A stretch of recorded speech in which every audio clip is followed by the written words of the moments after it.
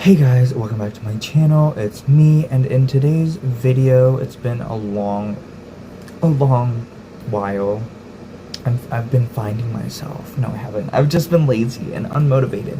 But I have a story today that I didn't know about until I looked it up, because I was like, this would be a great topic to talk about, because many people, I bet they don't know this, because no one would actually look this up. This is for Chucky, because it has grown in so much popularity, and I bet no one really thinks of if Chucky is based on a true story or not. So this video is going to talk about the true story that invented, created, designed Chucky himself. This fictional franchise was made in 1988 called Child's Play, leading up to several other movies, even a sci-fi show. And this real story was based off of Robert the doll. This story is a lot to unpack here. So, according to Atlas Obscura, Robert the doll is Key West's most haunted cursed object, and I don't know what Key West is, I forgot to look that up, but I'm assuming it's a haunted museum similar to Zach Bagans' haunted museum, so we're just gonna go with that. And Robert is described as a little boy in a sailor suit with black beady eyes, holding his own toy, a stuffed dog with similar black beady eyes to him, and a black outline around the dog's eyes. Think of the Target dog.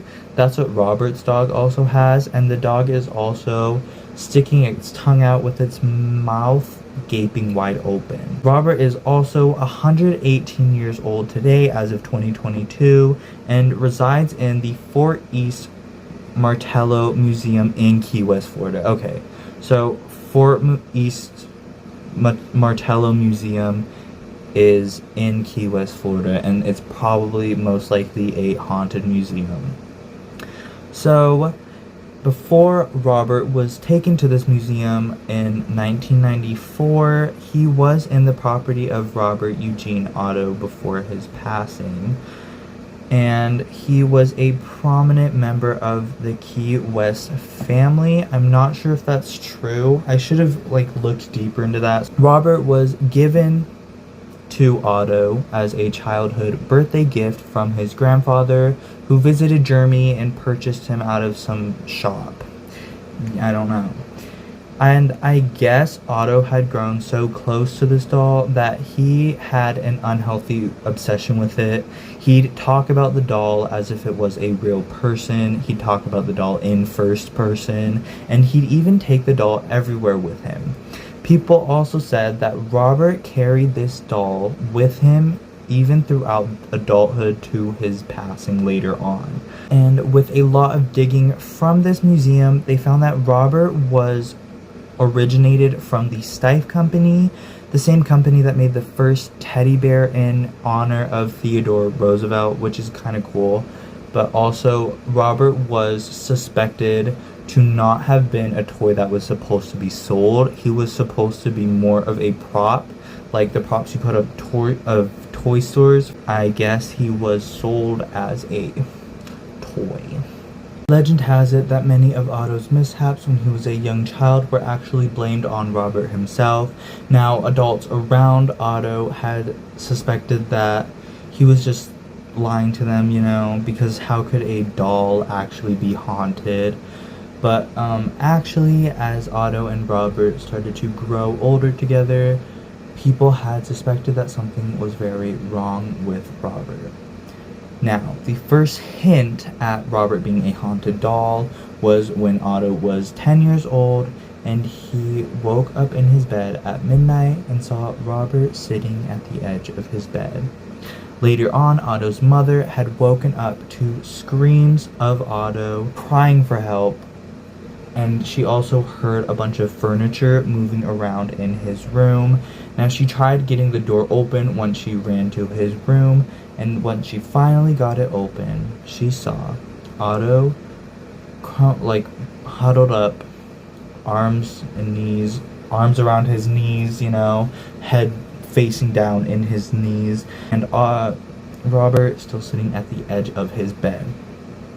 Now, the thing that shocked her the most was that all of his furniture in his room was everywhere. His room was an absolute mess, and she didn't know how to explain that. Or other occurrences had happened where Otto's parents would hear him upstairs in his room talking to someone, or it sounded like he was talking to himself, but they would hear him get a response back in a different voice. Also, sometimes Otto's parents had even seen the doll's facial expressions change, or they could see Robert talking, which is weird because it's like, if you looked up a picture of Robert, he doesn't really even have a mouth. It's literally just like a black line.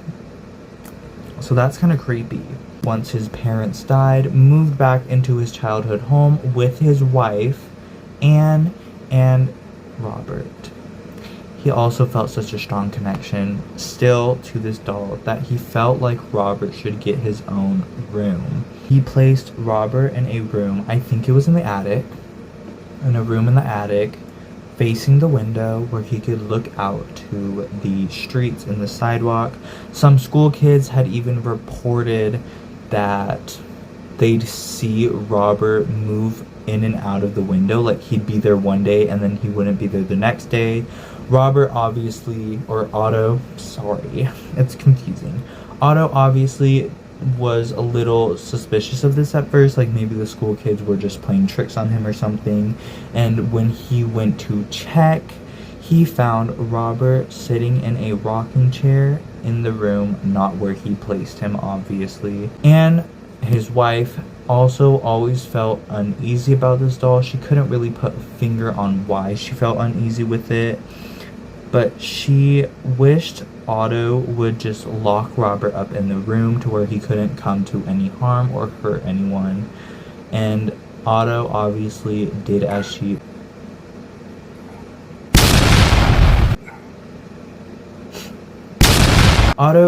requested and locked up Robert in his room.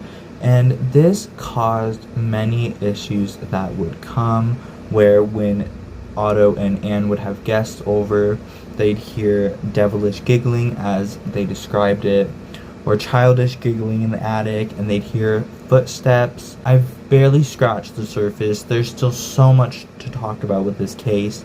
You guys can go look it up if you want, do some research about it, but I'm just here for entertainment.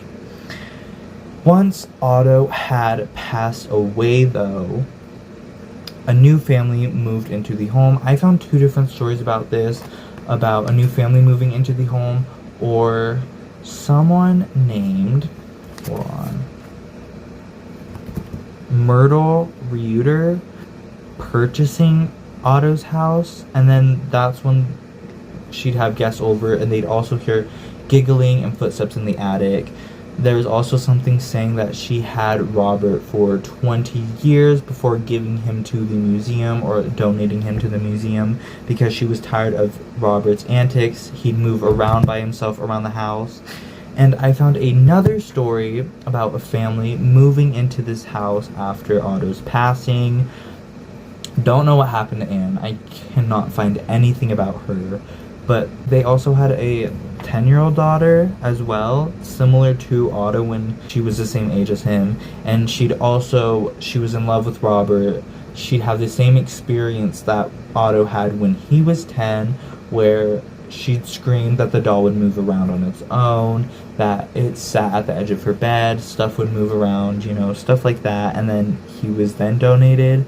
So I'm really not sure on which one's true there. Okay, so I'm editing right now, and I found out that since Anne loathed the doll so much, Otto's wife, she had Robert locked up in the in some sort of chest in his room in the attic or something like that after Otto's passing, which would make sense because she didn't like Robert that much, so of course she would have him locked up. And then after her death, then Robert would be found and donated to the museum. Maybe a family did find him after Anne passed away out of that chest and then did have those experiences with him, but I'm just gonna stick with the one that sounds the most reasonable, that makes more sense to the story. So, but I'm sure there is more to talk about with Robert, Eugene, Otto, and Robert the Haunted Doll. That is the end of today's video. I hope you guys enjoyed, and I will see you in the next one, which is going to be a little weird.